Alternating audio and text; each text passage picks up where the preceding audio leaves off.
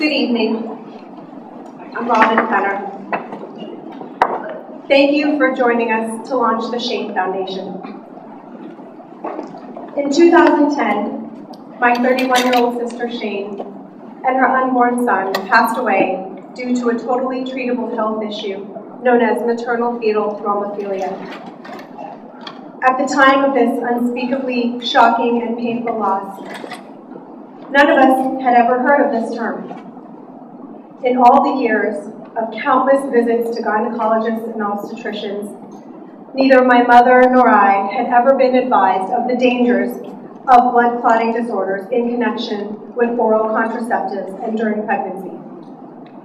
So you know, maternal fetal thrombophilia is a group of disorders that promote blood clotting and is responsible for miscarriages, low birth weight, stillbirths, and maternal death. And none of us had even heard of it, including Shane.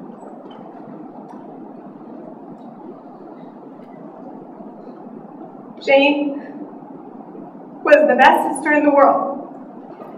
I consider her more a part of me than a separate person. That's how close we were. She was a ray of sunshine wherever she went, whenever she came over to see my children. She brightened the world with her beauty, sense of fun, and love of life. In early 2009, Shane was diagnosed with a deep vein thrombosis and a pulmonary embolism, likely brought on by the birth control pill, Yaz. After treatment, we all thought she had dodged a terrible bullet and considered ourselves blessed to celebrate her 30th birthday with her soon after her release from the hospital. Many of you were there. Shane got married in 2009 and found out she was pregnant in August. Shane's doctors took the basic precaution of prescribing a prophylactic blood thinner that was supposed to guard against blood clot formation. However, women with thrombophilias may need a higher dose to keep them and their babies safe. Around the 16th week of her pregnancy, Shane began having relentless headaches. It took another 6 weeks to diagnose this as a cerebral venous thrombosis, CVT, a blood clot in the brain. None of Shane's doctors discussed or planned for any of the well-known conditions that might affect her or her fetus. There are specialists and clinics around the country that treat these women during pregnancy, but most of these women and their doctors don't know that these facilities exist and don't realize they have a problem until they experience a miscarriage or stillbirth. There are special fetal scans that can detect fetal clotting, but none of these were used to track the health of Shane's baby. These scans could have also provided valuable information about Shane's overall health as well. Around the beginning of her 7th month of pregnancy, Shane was prematurely released from the hospital, so doctors had no idea when Shane's baby died, or even that he was in any distress. Had they known, the baby might have been saved.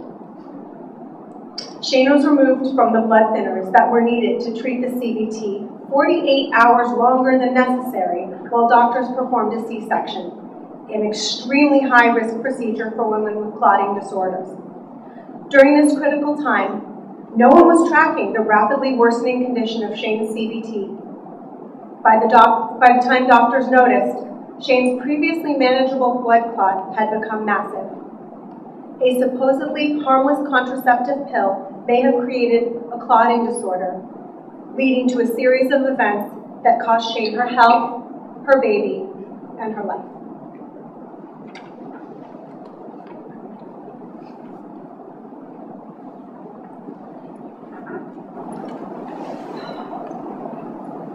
I suppose there's really no question as to why we're here tonight and what brings us together. And of course, it's Shane. Her magnetic personality always brought people together. Her smile and the sparkle in her eyes always lit up the room. And so I see that she's doing it again tonight. When that light was extinguished 3.5 years ago, I knew deep down in that place where you just know the truth that this was not supposed to happen. This tragedy was entirely avoidable. What I didn't know was how or why. And so in an effort to preserve my sanity, I began assembling a giant jigsaw puzzle of information.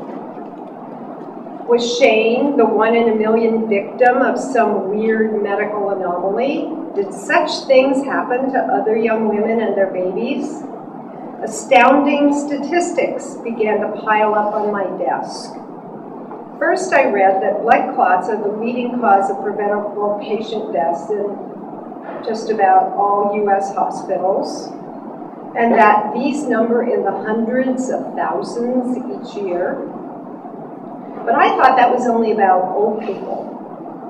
Then I saw that blood clots are the leading cause of maternal deaths in all parts of the world, and that the risk of forming a blood clot is 4 to 6 times more likely in pregnant women. Worse yet, C-section surgery doubles this risk.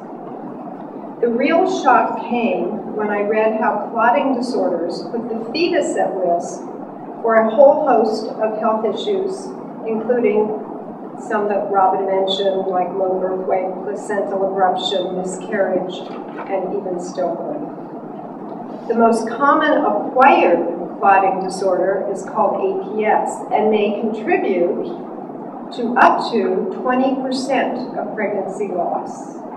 Inherited clotting disorders occur in up to 10% of the population of European descent. And although both inherited and acquired thrombophilias are common disorders, there is as yet no standard for universal blood testing prior to prescribing oral contraceptives or C-section surgery. As my research continued, I saw that Shane's story comprised a perfect example of just about everything that can go wrong with a clotting disorder during pregnancy. And while an exact repetition of what happened to Shane might be a rather rare event, the individual parts of her story are totally common. My research revealed that there were no medical mysteries here. What happened to Shane is all very well documented, very well understood, and very treatable. Why then were we left helpless and in the dark, not even knowing what questions to ask or what specialists to call? There seemed to be a glaring gap between what is known in state-of-the-art medical research facilities and what is actually understood by the average woman and her OB. How many people realize that a swollen thigh, shortness of breath, or persistent headaches should make them run to the nearest emergency room, especially during pregnancy? Shane's husband said that we were all cheated, but that Shane was cheated most of all. This must never happen to another family. Arnold and I made the decision to create the Shane Foundation when we discussed where to make a donation in Shane's memory. We saw that several organizations focused on various blood disorders and others addressed pregnancy and fetal health issues, but there was no one single foundation whose sole focus addressed the unique set of maternal fetal health issues posed by obstetric thrombophilia. It's obvious that research studies and medical journals are not set up to communicate with the general public. But I found an organization that is, and that is the March of Dimes. And they do so on a massive scale. Tonight, Robyn will announce a partnership between our fledgling foundation and the March of Dimes. It will be a perfect match. I was thrilled to receive an extensive proposal directly from the March of Dimes national officers, COO and Executive Vice President Richard Mulligan, and Senior Vice President and the Chief Medical Officer, Dr. Edward McKay.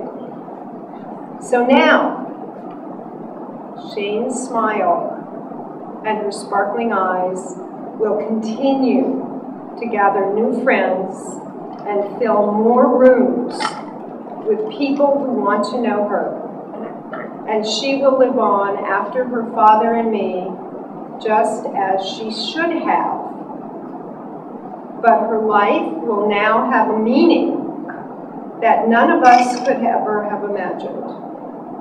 So far, 2 babies I know of carry her name.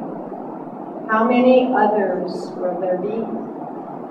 How many will get to have a life because Shane was here with us tonight? Please help us make sure that it's thousands.